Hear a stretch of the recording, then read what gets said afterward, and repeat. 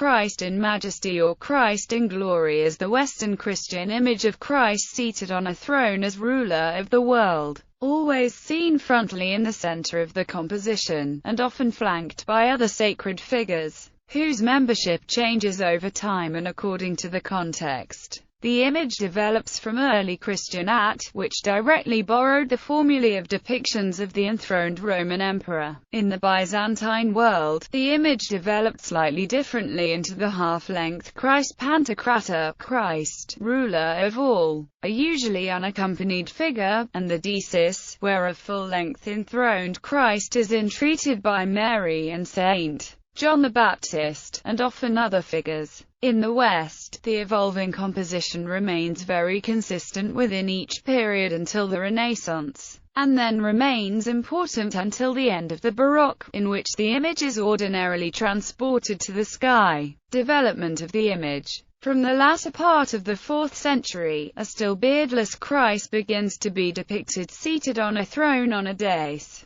often with his feet on a low stool and usually flanked by Saints Peter and Paul, and in a larger composition the other apostles. The central group of the sarcophagus Junius Bassus of 359 is the earliest example with a clear date. In some cases Christ hands a scroll to Saint Peter on his right, imitating a gesture often made by emperors handing an imperial decree or letter of appointment to an official, as in Ivory Consular Diptychs, on the Arch of Constantine, and the Missorium of Theodosius I.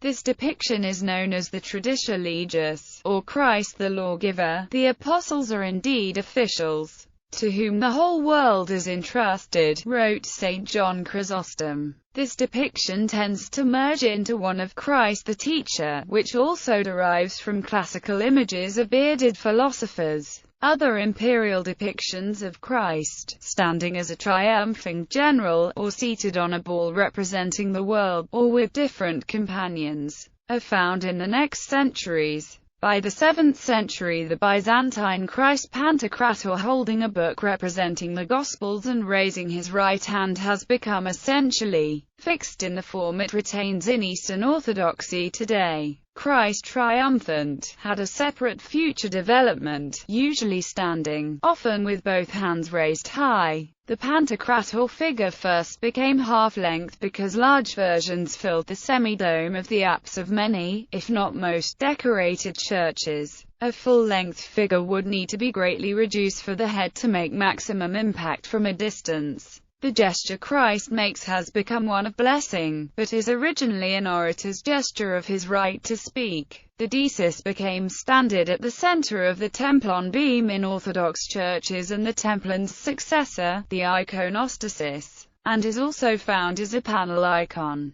Generally the Pantocrator has no visible throne, but the earlier desis does, and at least a single-step dais. The desis continues to appear in Western art, but not as often or in such an invariable composition as in the East. In the West the image showed a full-length enthroned Christ, often in a mandala or other geometrical frame, surrounded by the symbols of the 4 evangelists, representing the vision of chapters 4 and 5 of the Book of Revelation. In the Romanesque period the 24 elders of the Apocalypse are often seen. Christ also holds a book and makes the blessing gesture, no doubt under Byzantine influence. In both, Christ's head is surrounded by a crossed halo. In early medieval Western art the image was very often given a full page in illuminated gospel books, and in metalwork or ivory on their covers. This seems to have been almost the only theme of apse pictures in Carolingian and Ottonian churches, all of which are now lost,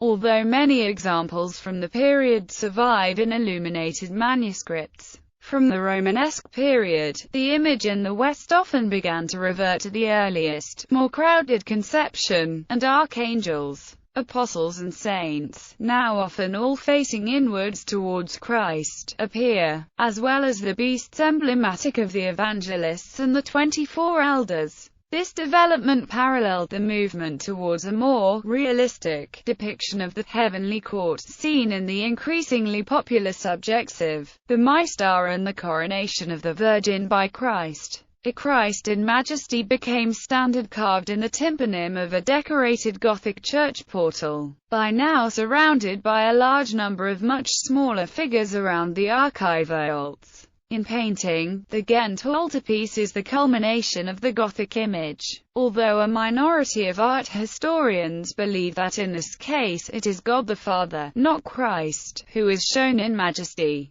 Christ in Judgment, a variant figure, or the same figure in a different context, of Christ as Judge, became common in Last Judgments, often painted on the west wall of churches. Here an enthroned Christ from the 13th century, usually with robes pulled aside above the waist to reveal the wounds of the Passion, sits high in a complex composition, with sinners being dragged down by devils to hell on the right and the righteous on the left rising up to heaven. Generally, Christ still looks straight forward at the viewer, but has no book. He often gestures with his hands to direct the damned downwards, and the saved up. From the High Renaissance, the subject was more loosely treated. Christ and his court take to the clouds, and are distributed with an eye to a harmonious and natural composition rather than the serried ranks of old. From the late Renaissance and through the Baroque, it often forms the upper part of a picture depicting events on earth in the lower register, and a stricter perspective replaces the hieratic scaling of the Middle Ages. Christ becomes literally diminished. Such depictions tend not to be described as Christ in Majesty.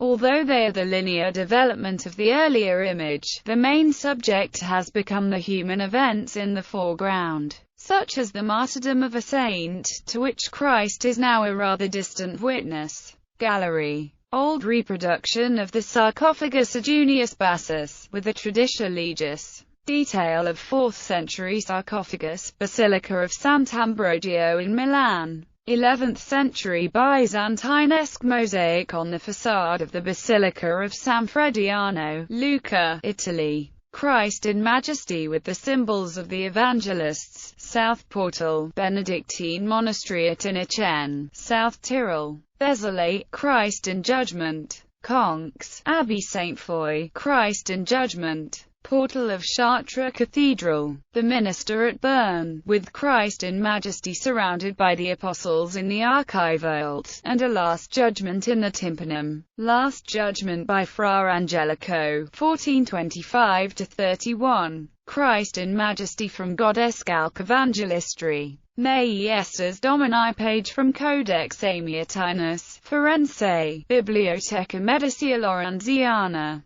Font by the Scandinavian master Majestatis, most of whose identifiable work is of this subject. The tympanum at Westminster Cathedral showing Christ in Majesty with the Virgin Mary and saints, a mosaic by Robert Anning Bell after drawings by John Francis Bentley. 1916. Christ in Glory depicted on a large tapestry in Coventry Cathedral, designed by Graham Sutherland and completed in 1962.